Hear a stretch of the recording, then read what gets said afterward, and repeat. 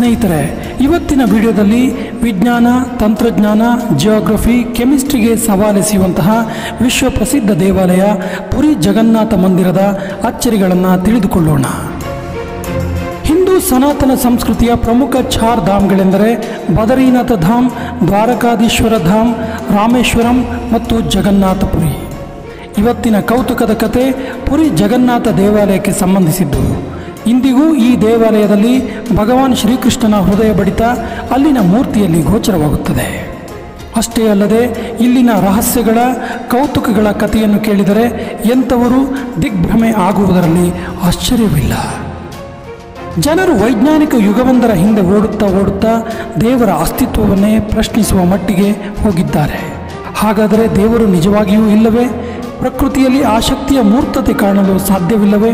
ಈ ಎಲ್ಲ ಪ್ರಶ್ನೆಗಳಿಗೆ ಜಗನ್ನಾಥ ಮಂದಿರ ಪ್ರತ್ಯಕ್ಷ ನಿದರ್ಶನವಾಗಿ ನಿಲ್ಲುತ್ತದೆ. ಸಾಮಾನ್ಯವಾಗಿ ನಾವು ಕಾಣುವ ಎಲ್ಲ ದೇವಾಲಯಗಳ ಮೂರ್ತಿ ಕಲ್ಲಿನಿಂದಲೋ ಲೋಹದಿಂದಲೋ ನಿರ್ಮಾಣವಾಗಿದ್ದರೆ, ಜಗನ್ನಾಥ ಮಂದಿರದ ಮೂರ್ತಿಯನ್ನು ಮರದಿಂದ ಮಾಡಲಾಗಿದೆ. ಈ ಮೂರ್ತಿಯ ಹಿಂದಿನ ಕತೆ ನಮ್ಮನ್ನು ದ್ವಾಪರ ಯುಗಕ್ಕೆ ಕೊಂಡೊಯ್ಯುತ್ತದೆ. ಕ್ರಿಸ್ತಪೂರ್ವ ಸುಮಾರು 3102ರಲ್ಲಿ ಜಾರ ಎಂಬ ಹೆಸರಿನ ಶಿಕಾರಿಯೊಬ್ಬ ತನ್ನ ತಪ್ಪಿನಿಂದಾಗಿ ವಿಶ್ರಾಂತಿ ಪಡೆಯುತ್ತಿದ್ದ ಶ್ರೀಕೃಷ್ಣನ ಅಂಗಾಲಿಗೆ ಬಾಣ ಪ್ರಯೋಗ ಮಾಡುತ್ತಾನೆ. ಇದರಿಂದ ಭಗವಾನ್ ಶ್ರೀಕೃಷ್ಣನ ಮೃತ್ಯು ಉಂಟಾಗುತ್ತದೆ. ತನ್ನ ಘೋರ ತಪ್ಪಿನ ಅರಿವಾದ ಬೇಡ ಜಾರ ಶ್ರೀಕೃಷ್ಣನ ದೇಹವನ್ನು ಸಂಪೂರ್ಣ ವಿಧಿವಿಧಾನಗಳೊಂದಿಗೆ ಅಂತಿಮ ಸಂಸ್ಕಾರ ಮಾಡುತ್ತಾನೆ. ಜಾರ ಶ್ರೀಕೃಷ್ಣನ ಅಂತಿಮ ಸಂಸ್ಕಾರದ ನಂತರ ಒಂದು ಆಶ್ಚರ್ಯವನ್ನು ಎದುರುಕೊಳ್ಳುತ್ತಾನೆ. ಕೃಷ್ಣನ ಸುಟ್ಟ ಚಿತೆಯಲ್ಲಿ ಲೋಹದಂತಹ ಒಂದು ವಸ್ತುವು ಸ್ವಲ್ಪವೂ ಸುಡದೆ ಬೂದಿಯಾಗದೆ ಹಾಗೆಯೇ ಇದ್ದುದು ಕಂಡುಬರುತ್ತದೆ. ಜಾರನಿಗೆ ಇದೇನೆಂದು ಪರಮಾಶ್ಚರ್ಯ ಆಯಿತು. ಈ ವಸ್ತುವನ್ನು ಎತ್ತಿಕೊಂಡ ಜಾರ ಅದನ್ನು ಮಾರಲು ಮುಂದಾದನು. ಆದರೆ ಅದನ್ನು ಯಾರೂ ಕೊಂಡುಕೊಳ್ಳಲಿಲ್ಲ.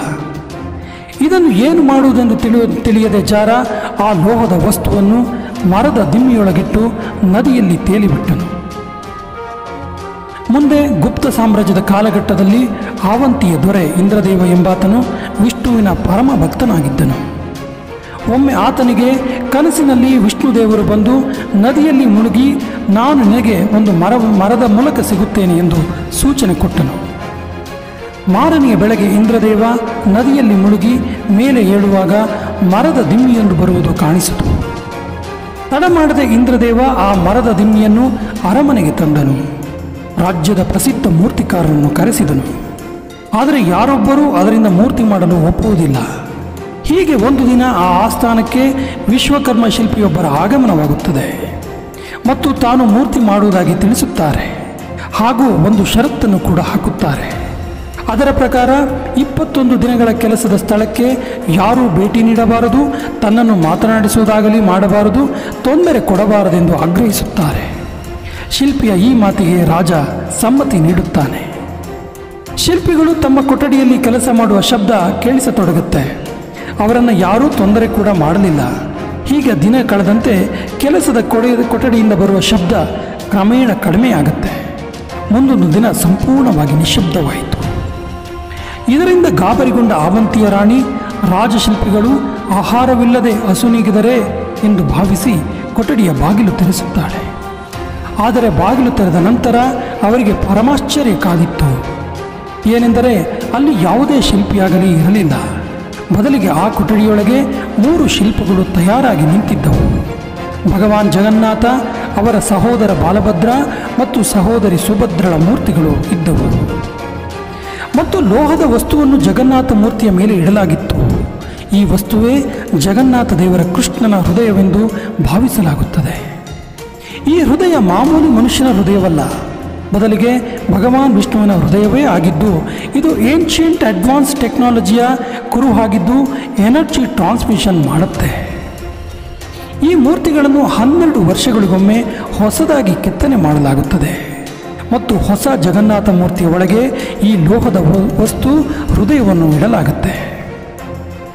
ಯಾಕೆ ಹೀಗೆ 12 ವರ್ಷಕ್ಕೊಮ್ಮೆ ಮೂರ್ತಿ ಹೊಸದಾಗಿ ಕೆತ್ತುತ್ತಾರೆ ಎಂಬುದಕ್ಕೂ ವೈಜ್ಞಾನಿಕ ಕಾರಣವಿದೆ. ಈ ಮೂರ್ತಿ ಒಳಗಿರುವ ವಿಶಿಷ್ಟವಾದ ಲೋಹದ ಎನರ್ಜಿ ಟ್ರಾನ್ಸ್ಮಿಷನ್ನಿಂದಾಗಿ ಮರವು ಕರಗಿ ಹೋಗುತ್ತೆ ಎಂಬ ಕಾರಣದಿಂದ ಮೂರ್ತಿ ಕೆತ್ತಲಾಗುತ್ತದೆ ಎಂಬುದು ನಂಬಿಕೆ. ಮೂರ್ತಿ ಸ್ಥಾಪನೆಯ ದಿನದ ವಿಶೇಷ 12 ವರ್ಷಕ್ಕೊಮ್ಮೆ ಈ ದೇವಾಲಯಕ್ಕೆ ಭಕ್ತಾದಿಗಳಿಗೆ ಪ್ರವೇಶವಿರುವುದಿಲ್ಲ. ಹಾಗೆಯೇ ಈ ಇಡೀ ದಿನ ದೇವಾಲಯದ ಒಳಗೆ ಮತ್ತು ಇಡೀ ನಗರದಲ್ಲಿ ಕರೆಂಟನ್ನು ತೆಗೆಯುತ್ತಾರೆ.